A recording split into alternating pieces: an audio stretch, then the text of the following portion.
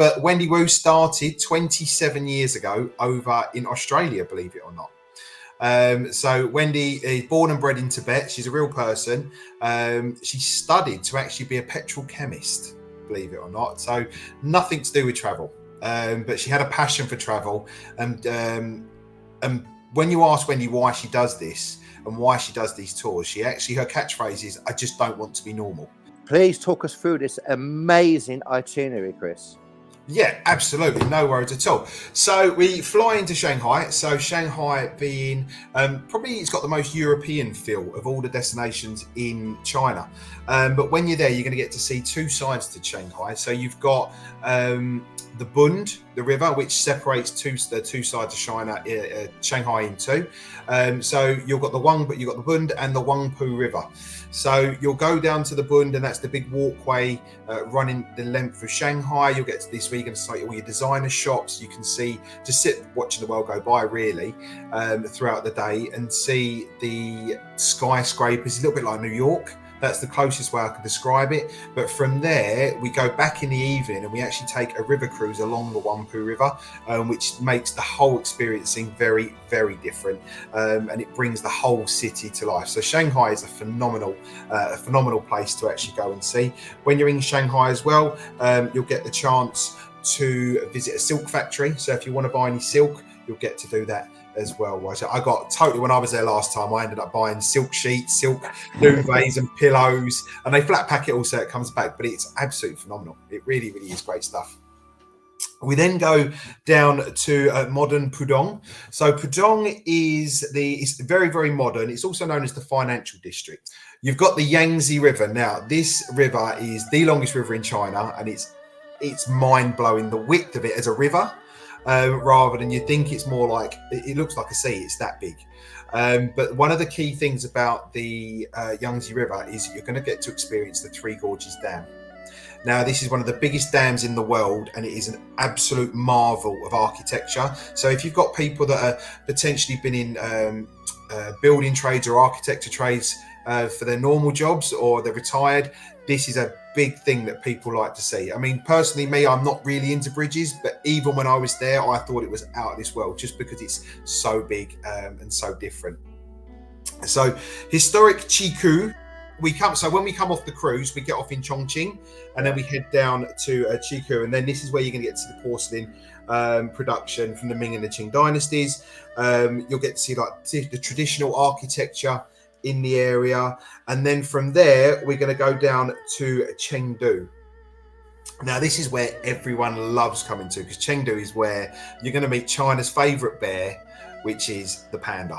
Now, the pandas, exactly, there they are. And they really, gorgeous, aren't they? Oh, they're amazing. I mean, the thing, I just come back, and you've probably, everyone who's interested in pandas has probably watched the videos whereby they're sitting there on the branches, falling down, rolling around. They actually do that. That's not staged or anything like that. If you watch them long enough, you will see them doing that. Yeah. But we go to the Chengdu Panda Reserve, and we get to see it's a breeding center as well. So it's all about conservation and making sure that the pandas are well-being and kind of going to thrive. It's famous all over China, this panda reserve, and definitely worth visiting whilst you're, and that's why we take you there. Now, with Wendy Woo, we're very much about conservation and making sure that the animals are looked after. And if there was any kind of, for example, there was a place in Thailand we used to use that we found out that we didn't like the way they were treating the animals, so we stopped using them straight away and actually had the place closed down as well.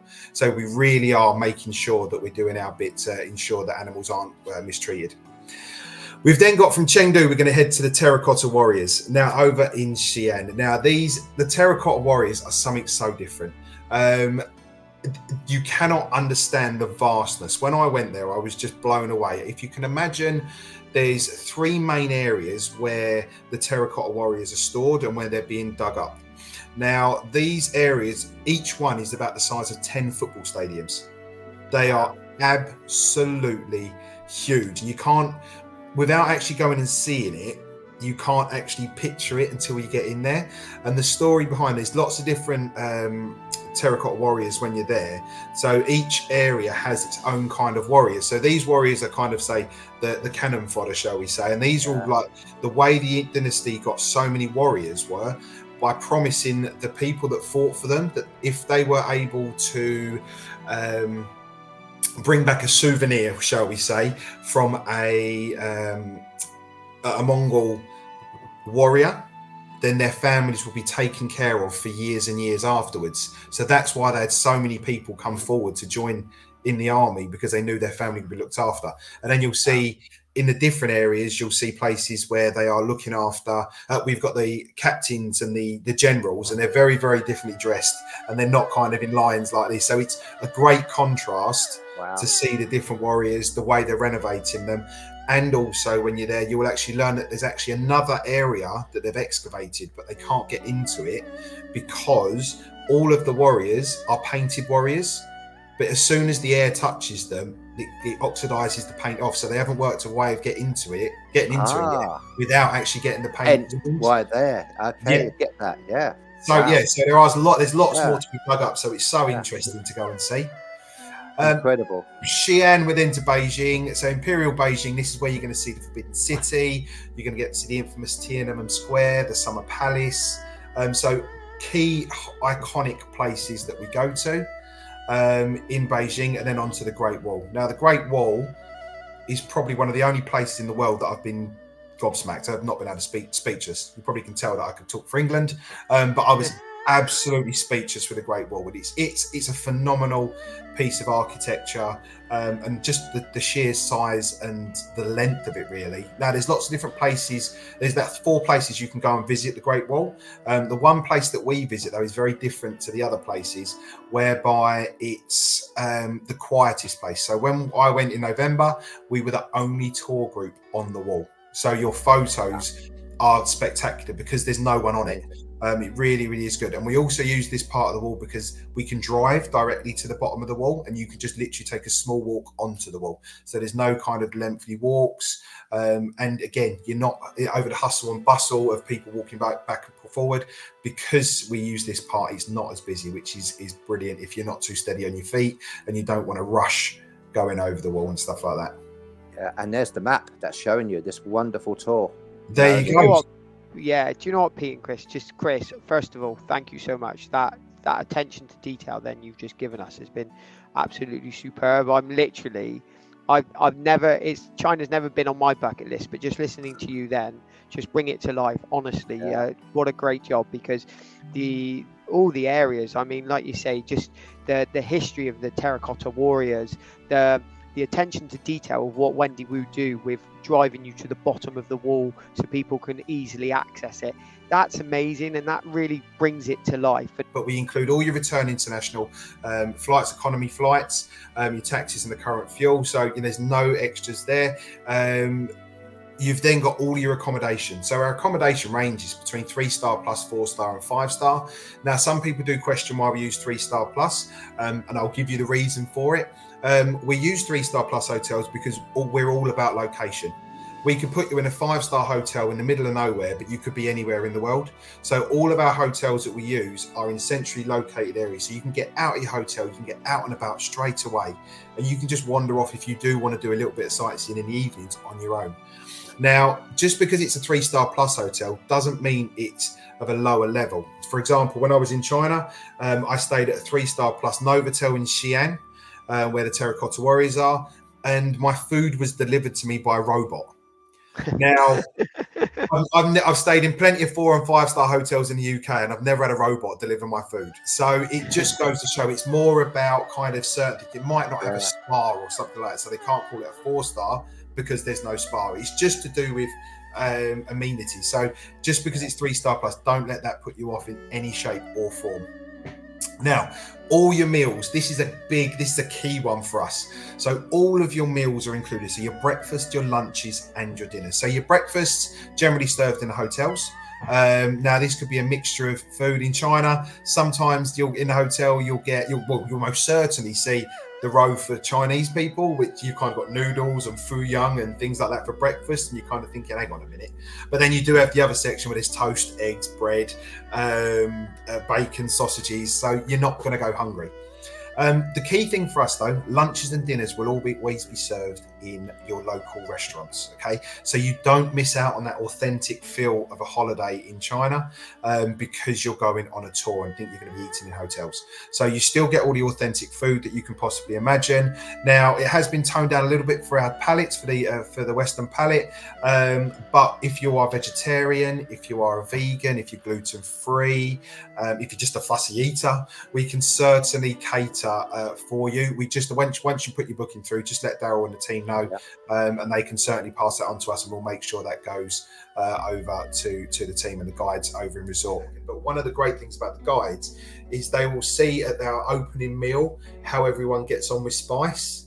And then when he goes to the next restaurant, he'll say, look, we need to tone it down, or, we're okay with this, and go from there. So it really does work that way. Yeah, again, that attention to detail is just that really does put you in such a lovely position if you're a customer going on this particular tour.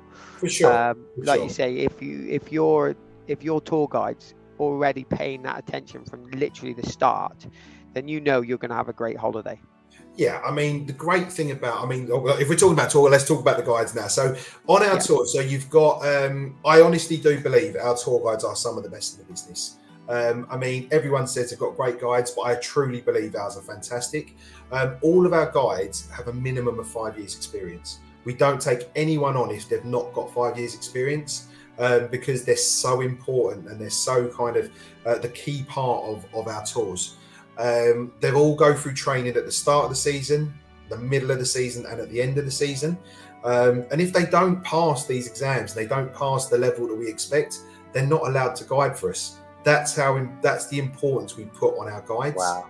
They're all fluent in English. I always kind of register how fluent they are in English if they can tell jokes. And some tell much better jokes than I do. So, it's hard to be honest. But in terms of the way, they are brilliant.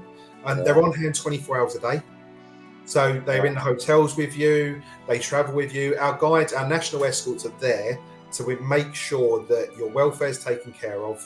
The tour runs smoothly, going from A to B. If you've got any issues or any questions throughout the tour, they are there on hand 24 hours a day. That is so good to know. And it said all this is included. All this absolutely. Is included, Chris. Yeah. Absolutely. And with our national escort, so that's just the national escort. And then, like Darryl's already said previously, when you go into certain areas as well, so let's say we fly into Shanghai, our national escort isn't the expert in Shanghai.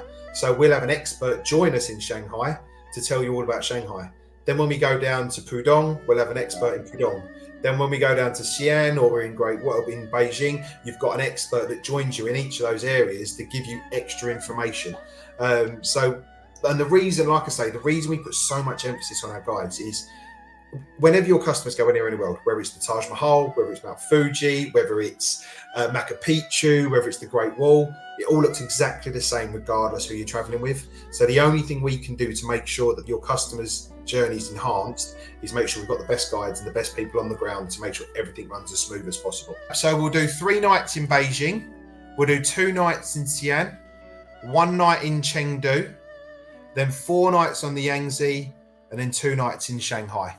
The other couple of USPs I will say, Pete, that we missed out that are so important for us are that because we're fully inclusive, it means all of your experiences are included as well. So if you've done other touring holidays, you might get a couple of excursions included and they try and sell you other excursions when you're on the tour. All of our excursions are included. So that's the key thing about free and fully inclusive. There's no hidden extras. Just gets better and better. Fees, entrance fees. You've then got shrine fees, transportation, whether it's tuk-tuk, bus, plane, train, automobile. And then the biggest one for us, especially for China, you have your visas included. So Wendy Woo includes all visas on all of our tours. So whether it's China, India, Vietnam, Cambodia, wherever you decide to travel with us, all your visas are included. And the best part, we do them for you. If you're a UK passport holder, we actually do the visa for you. So we ask for the information from you first, and then we get it all processed. Because it's physical level tour 1. So basically a reasonable level of fitness is required, but it's more about spending time on your feet rather than covering large distances. You'll be getting on and off coaches and boats, walking around the sites and climbing some steps.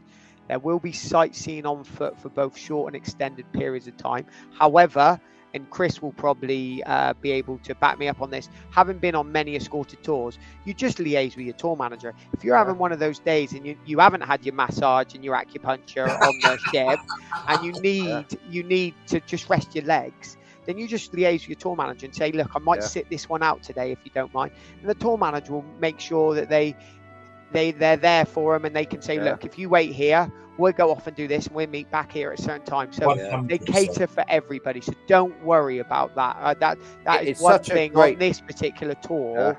It is level 1. If it was a higher level, then we may say, oh, it might not be the tour for you. But this particular tour, I think you'll be absolutely fine. Janice, Chris, welcome back anytime. You've done a brilliant job painting the picture of China. Honestly, like I said, I've sat here today and I've just been absolutely wowed. I think our members, our customers who are watching this now or watch it back on playback, they're going to be wowed as well. So I think it's a spectacular tour. It's with a spectacular company, and like I say, you've been brilliant. And you're always welcome back in PFC HQ. Amazing, brilliant. Thanks, Darryl.